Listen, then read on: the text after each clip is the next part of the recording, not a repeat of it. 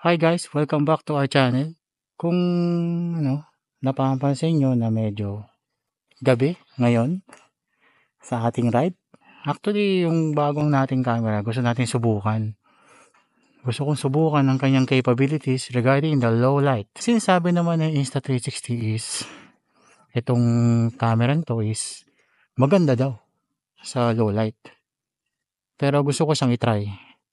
So ngayon, may pupuntahan tayo, malamang short ride lang to. Gusto ko lang makita o kaya ma-experience ang kanyang features na pure video.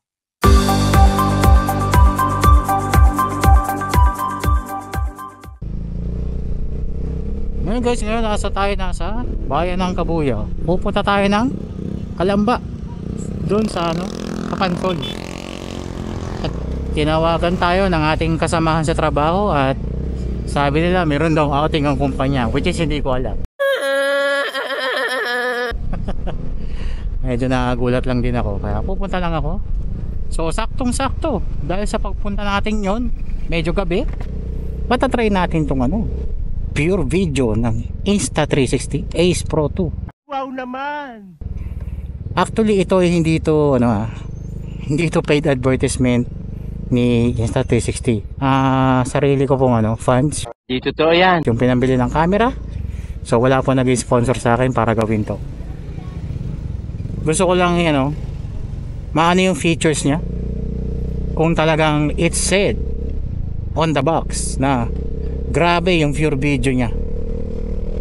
To the next level na kahit sobrang dilim daw, kitang kita rin pa rin daw para daw hapon ang dating. Let's see.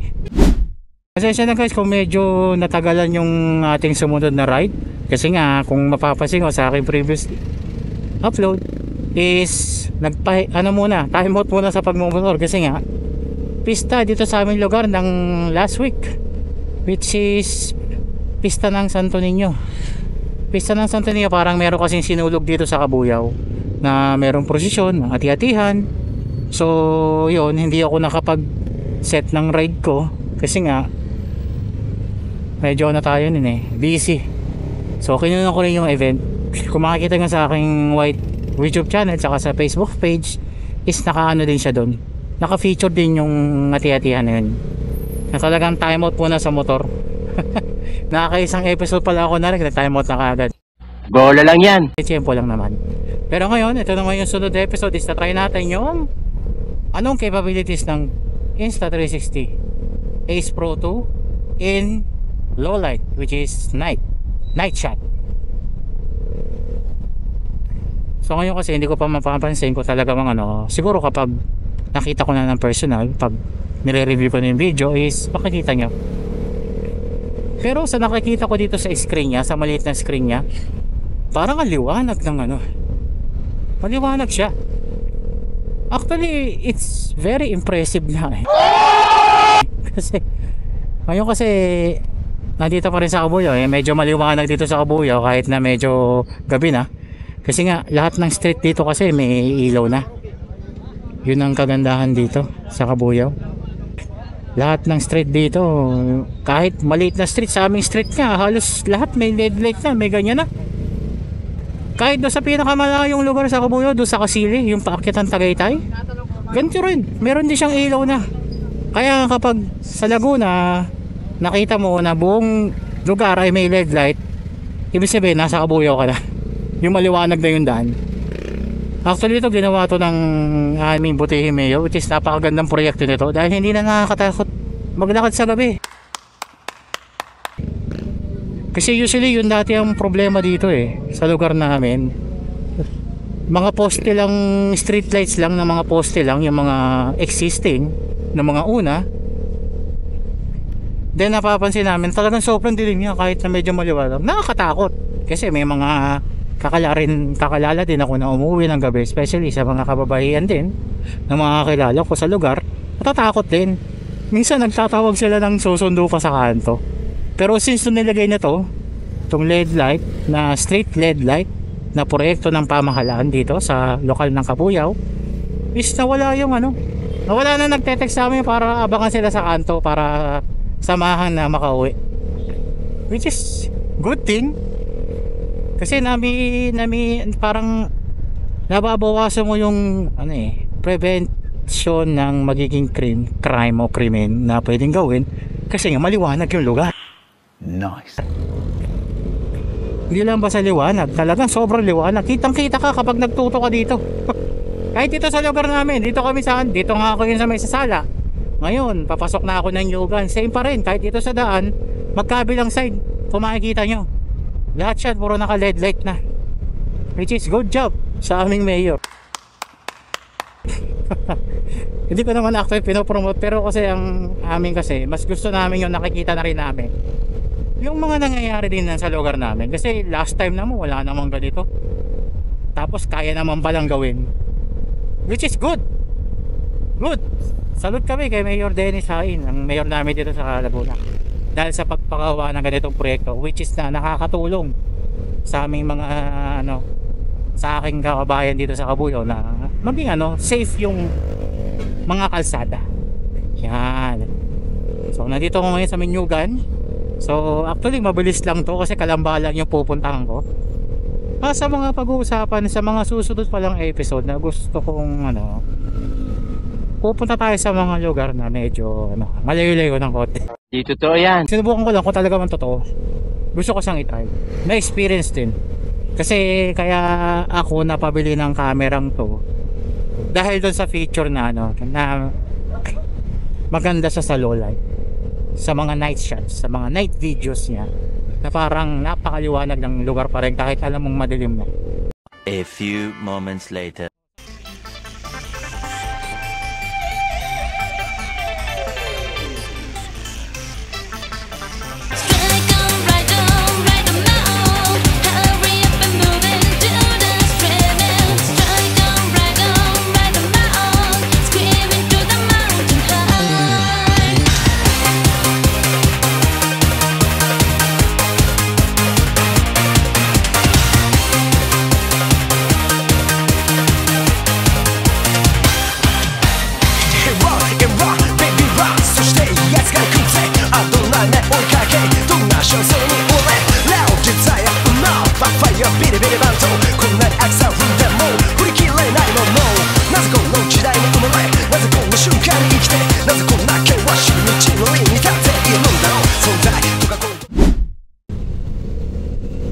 Guys, dito tayo sa Kalamba.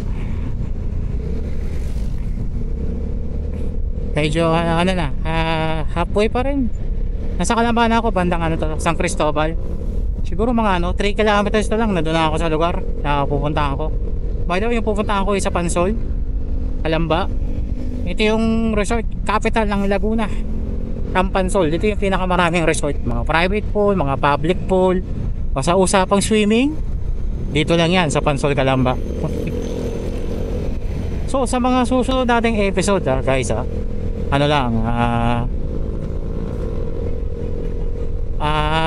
siguro pupunta tayo sa medyo malayo-layo lugar para matestingin natin yung talagang para ma-experience natin yung long ride. So pinaghahandaan ko pa yung long ride na yun kasi sa ngayon kasi hindi pa ako makakapag long ride. Kailangan ko kasi mag-leave sa trabaho para lang magawa yun. Ngayon kasi is puro mga malapit-lapit lang. Sa Batangas lang, dyan lang sa Quezon pwede, puntang Infanta, sa Real Quezon pwede dun, sa Rizal, sa Marilac pwede naman ako dun. Kaso dun sa mga malalayo na punta ka ng Cordillera kasi is medyo kailangan mo mag-leave. Tsaka pag pupunta ka rin ng Ilocos, kailangan mo mag-leave kasi nga marami akong may iwang trabaho. Bola lang yan. Kaya medyo kailangan mong mag-leave talaga. Hindi pwede ako mawala basta-basta. Bawal umabsent. Diyan po ang ang aking motto, bawal ma-absent. So ngayon nakalampas na po tayo ng checkpoint. So nandito na tayo sa Parean, Kalamba. So sa mga darating na updates, siguro i-feature naman natin yung motor na ginagamit natin. Ang pangalan pa nito ay si Mona, si Fascio 125 aka Mona. I-feature natin siguro sa mga susunod nating episode na ang Shopee build ni Mona. Shopee build. Sa yung mga nabili ko na dito kay Mona, yung mga pyesa niya, kung ano na itsura niya, para makita rin, ma-feature din natin siya. Kasi I think mula nung mga previous videos ko is hindi ko pa siya na nakuhanan o something na feature kung ano na yung nabili ko sa kanya, ano na yung napalitan ko. Kaya nga tinatawag ko siyang Shopee build, kasi yun nilabas kasi itong Fascio 125. Medyo yung nakakuha ko nito, medyo pahirapan pa yung pyesa niya. Wala pa talaga, hindi pa talaga siya available, kalimitan sa mga motor shop. So talagang Shopee build ko pa siya, talagang Shopee build talaga. In-order lahat sa Shopee. Lahat po na nakikita yung mga naka-upgrade, siguro ma-feature ko siya sa sa susunod nating episode, na lahat po na nakakabit dito kay Mona. Shopee / Lazada build. Yun ang natin. Gagawa natin ng episode yun para dito sa ating pa-partner sa pag-vlog, si Mona. Feature din natin siya. Guys, dito tayo sa Barangay Halang. Barangay Halang, Calamba. Medyo marami yata nagre-ride. Puro mga nakamotor na nasasalubong natin. Tsaka medyo mabibilis Ito, endurance. Ako po, pag may nadali sa inyo dyan, hindi mo alam kung endurance ba yan. Bibilis Dito tayo sa sa Bukal, Calamba. Mga lang, 6 minutes na lang, nandito tayo sa ating pupuntahan sa Pansol. Kanina kasi yung napag-usapan nga naman na meron talaga nag-endurance. Actually gusto ko talaga sumali sa ganun. Gusto ko siya ma-experience. Pero hindi ganun takbo.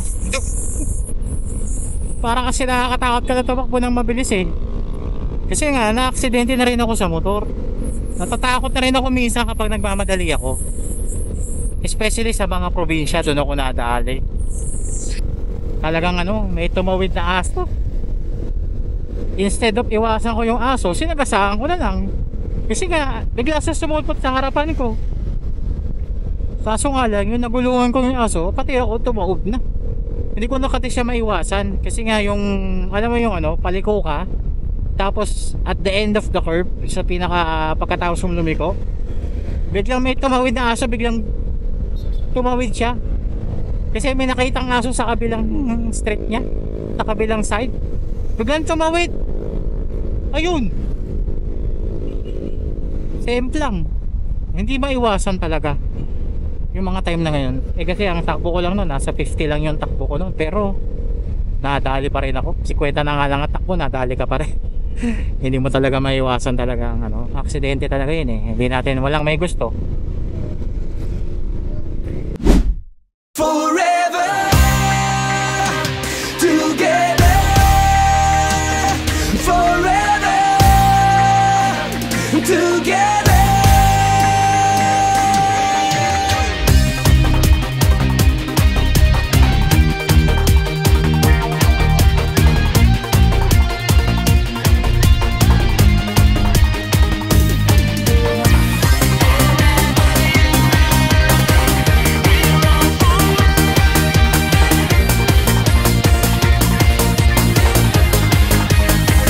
Forever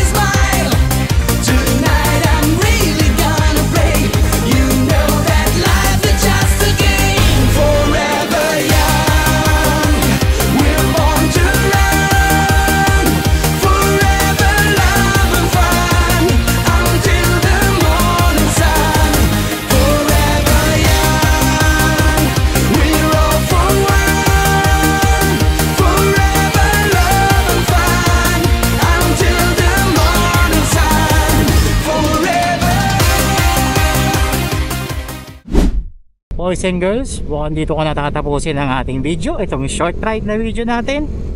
Lagi po natin tatandaan, sa kalsada, chill lang po ang pagtatakbo. Dahil lahat po tayo ay magkikita po sa stoplight.